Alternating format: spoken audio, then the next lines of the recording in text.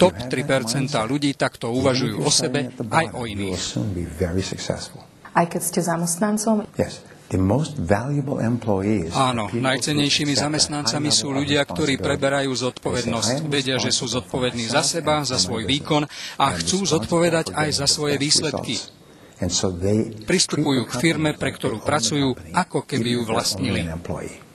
Mnoho zamestnaných ľudí si myslí, že nemôžu byť finančne nezávislí a naopak vy hlásate, že každý z nás v akejkoľvek profesii môže byť finančne nezávislý. Tak ako to máme spraviť? Môžete byť stále nezávislí a ponúkam vám spôsob. Bez ohľadu na to, v akej pozícii pracujete, robte stále viac, než za čo vám platia. Pracujte na sebe a na výsledkoch viac, než sa od vás očakáva a budete napredovať. Robia to všetci úspešní ľudia, úspech vám garantujem. Vy ste učili ľudí pozorovaním úspešných ľudí a zistili ste, že mimoriadne úspešní ľudia sa riadia podľa určitých rituálov. Môžete mi povedať tie, ktoré sú najdôležitejšie? Práve som dopísal knihu o zvykoch sebadisciplinovaných. Veľmi úspešní ľudia sú disciplinovanejší ako iní. Plánujú svoju prácu, vstávajú veľmi skoro ráno, sústreďujú sa výhradne na najvyššie priority a na ciele, ktoré ich privedú k hodnotným výsledkom. Tvrdo a disciplinovane robia viac a dlhšie ako priemerní ľudia. Disciplína je veľmi užitočný životný návyk. Chcela by som sa disciplíny dotknúť, pretože mnoho ľudí si myslí, že disciplína je niečo, s čím sa rodíme, alebo k čomu sme boli vychovávaní. Naopak, vy si myslíte, že disciplínu sa dá natrénovať. Mám pre vás otázku. Rodíme sa tak, že sa vieme bicyklovať, šoferovať auto, prípadne ovládame počítač? Toto sú všetko schopnosti, ktoré sa učíme. Môžete samého seba naučiť disciplíne alebo akejkoľvek inej schopnosti. Vaše možnosti učiť sa nové zručnosti sú nekonečné. Všetko závisí od vás. Sú však určité limity a to sú časové limity. Každý z nás má len k dispozícii niekoľko hodín do dňa a v tomto je svet a život veľmi férový. Vy ste absolútnym guru v time managemente. Čo by ste poradili našim divákom? Ako manažovať svoj čas tak, aby sme boli spokojní, harmonickí a vyrovnaní? Well, yes, this is a subject I have worked on for 30 years. Pracoval som na tomto probléme 30 rokov. Zistil som, že kvalita vášho života závisí od toho, ako riadite svoj čas.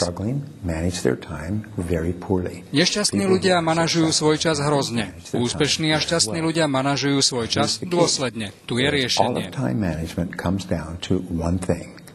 Najdôležitejšie na riadení času je určenie priorít.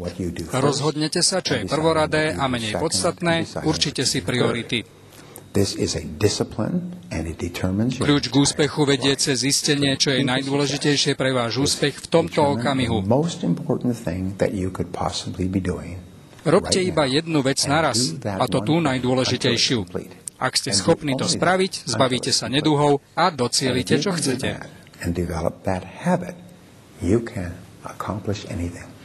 Ak by som tu teraz sedela so Slovákom o vašom veku, tak by sme sa museli rozprávať o dlhých rokoch prežitých v komunizme, kedy bolo lepšie byť priemerným a nevytrčať z radu.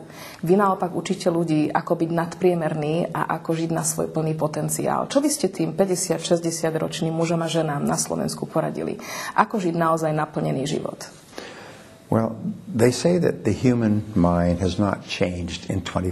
Verím, že ľudské myslenie sa nezmenilo za posledných 25 000 rokov.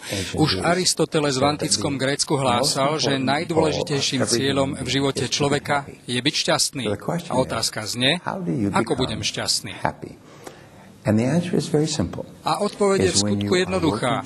Ak pracujete na naplnení cieľa, na ktorom vám veľmi záleží, napríklad pokojne aj na upratovaní vášho domu v sobotu, tak dosiahnutím výsledku získavate aj pocit šťastia. Keď vidíte, ako vám práca ide od ruky, neustále sa zlepšujete, napredujete k svojim cieľom, dodávam to sebadôveru a pocit šťastia. Každý človek je tvorcom svojho šťastia tak, že denne pracuje na naplnení svojich predstav a neustále sa zdokonaľuje. Znie to ako príbehy z koncentračných táborov. Ľudia, ktorí prežili holokaust, mali predsa svoje šťastné okamihy. Yes. They kept control of their attitude. Áno, pretože mali pod kontrolou svoj pohľad na vec. Vždy máme na výber. A dnes, keď už nežijete v komunizme, máte viac možností.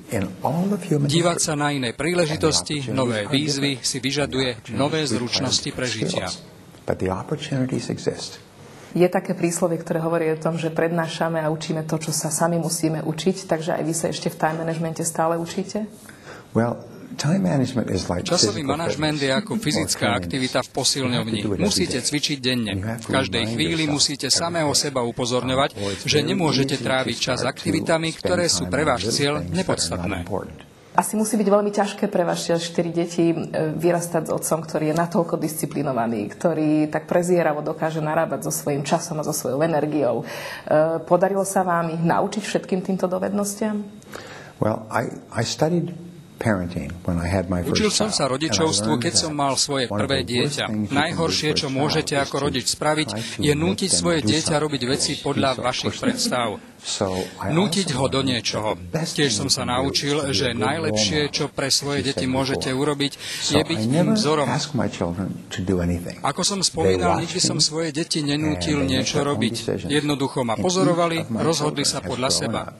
Každé z mojich 4 detí vyrastalo tak, že boli schopní organizovať si svoje aktivity. Sú sebavedomí, optimistickí, len som sa snažil byť dobrým vzorom pre svoje deti. Kritizuje vás vaša manželka alebo deti, keď vidia, že nedržíte slovo a nesprávate sa tak, ako prednášate? Áno, samozrejme. Niekedy sa mi stane, že moje deti ma citujú z knížiek. Síce sa mi nepriznajú, že čítajú moje knižky alebo pozerajú moje videosemináre, ale ak robím niečo, čo sa prieči mojim zásadám, vždy ma upozornia a kritizujú. Hovoria mi, mal by si to robiť, ako je to v knižke. Sem tam ma dobehnú. Práve v súčasnosti, kedy prežívame obdobie finančnej krízy a recesie, sa často používa výraz alebo domienka, že v obchodných vzťahoch alebo vzťahoch medzi korporáciami sa stráca dôvera. Máte podobný názor aj vy na to? Študoval som ekonómiu a psychológiu viac ako 30 rokov. Zistil som, že spoločnou črtou všetkých ľudí je túžba mať viac. Chcú viac peňazí, chcú byť úspešnejší a to, čo ich brzdí, sú prekážky, ktoré si vytvoria vo svojej vlastnej hlave. Tak ako ste to mali za komunizmu. Ľudia mali svoje ambície, ale museli ich okresať. Dnes všade vo svete, v Číne, v Spojených štátoch, na Slovensku, všade chcú byť ľudia úspešnejší. A keď regule, zákony umožňujú finančným inštitúciám mať viac, chcú zbohatnúť čo najrýchlejšie. Podobne ako sa banky snažili rýchlo zbohatnúť za ostatné 2 roky. Je to prirodzené správanie ľudí.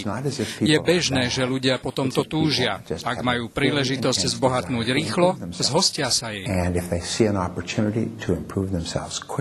Na nešťastie veľa ľudí chcelo vytvoriť veľa vecí s veľmi málo peniazmi a systém sa zosypal. Ale z recesie je cesta nahor. Vždy to tak bolo v histórii. Veci sa napravili. Je dôležité, aby ľudia rástli rýchlo. Budete prednášať prevažne manažérom, ktorí majú 30-40 rokov. Nebudete tam vidieť v auditóriu ľudí vášho veku. Čaká ich 20-25 rokov aktívneho života a práce v biznise. Všetci chcú všetko robiť veľmi rýchlo. Rýchlo zbohatnúť a rýchlo rásť. Je tá rýchlosť naozaj natoľko dôležitá?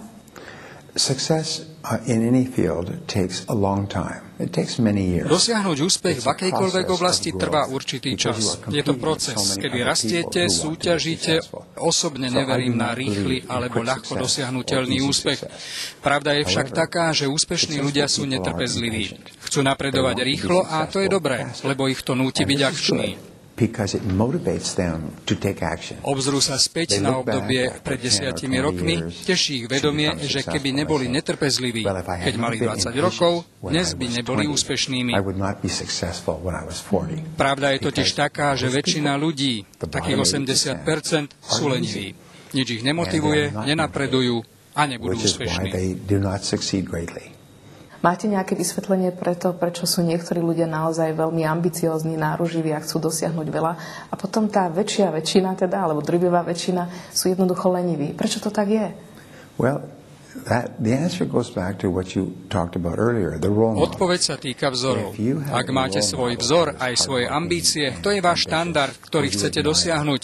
Keď vyrastáte v rodine, kde ľudia okolo vás zabíjajú čas pozeraním televízie a pitím po večeroch, prirodzene si to pamätáte ako vzorec správania a veríte, že to tak má byť, že takto ľudia majú žiť.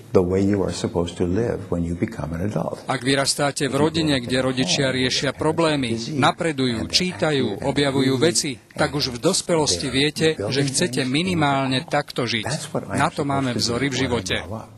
50 rokov sa skúmalo a následne zistilo, že ak deťom zmeníte ich vzory a ľudí, od ktorých sa učia spôsob žitia, zmeníte ich celkový pohľad na svet aj seba samého a otvoríte im úplne nové pole možností, ktoré dovtedy nevideli. Aké sú vaše sny, ktoré by ste si ešte chceli naplniť? Keď sa pozriete späť na váš život, bol veľmi zaujímavý, veľmi interesantný a ešte vás aj veľa čaká. Ale ktoré sú tie sny, ktoré sú ešte stále na poličke a čakajú na naplnenie? Keď som bol mladý, nemal som ľahký štart do života. Bol som chudobný a bez peňazí dlhé roky, až kým som nepochopil zákonitosť príčiny a následkov. Ak som chcel byť úspešný ako predajca, musel som začať pracovať tak, ako denne tvrdo dreli moji úspešnejší kolegovia.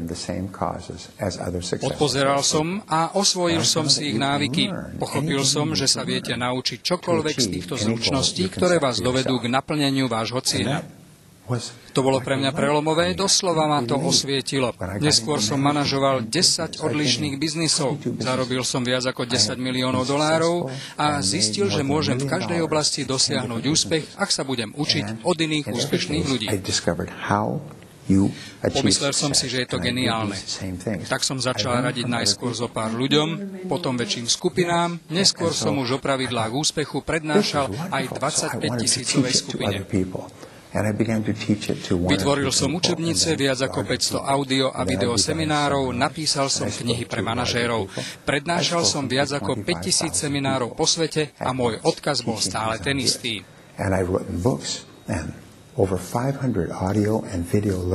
Presviedčal som ľudí, že sa všetko dá naučiť a dosiahnuť tak akýkoľvek cieľ. Toto je najhodnotnejšia vec, ktorú som sa v živote naučil a chcel som sa s ňou podeliť s mnohými ľuďmi. Splnil sa mi sen. Aké dedičstvo by ste chceli za sebou zanechať? Kdekoľvek prednášam, chodia za mnou ľudia a hovoria mi, ako ich moje poznatky posunuli v živote. Včera som prednášal v Írsku a zastavil sa za mnou chlap, ktorý mi povedal: Pred 12 rokmi som nevedel, kto je Brian Tracy a teraz mi niekto dal vašu knihu. Do jedného mesiaca som si strojnásobil príjem. Dnes som jeden z najlepšie platených ľudí vo svojej branži v krajine. Žijem v dome svojich predstav, jazdím na peknom aute, mám rodinu a dovolenkujem na miestach, kde som vždy chcel byť. Od Briana Tracyho som sa totiž naučil, ako môžem aj ja úspešne predávať. Dedičstvo, ktoré chcem za sebou zanechať, je, že naučím ľudí tieto postupy. Osvoja si ich, zmenia svoj život a bude sa im dariť. A toto je ten moment, kedy sa smeje duša Briana Tracyho? Je to dôležitejšie ako peniaze alebo čokoľvek iné. Neuvažujem nad peniazmi tak veľa. Keď už máte určitý obnos a nemusíte sa obávať o prežitie, neuvažujete nad peniazmi. Keď ste pod touto hranicou, myslíte na peniaze stále. Mojou jedinou prácou je cestovať a učiť to ľudí, lebo im chcem pomôcť. Preto som aj na Slovensku, mám skvelé nápady pre vedúcich firiem a majiteľov, viem im poradiť, ako napredovať. Som tu pre nich, pre ich úspech.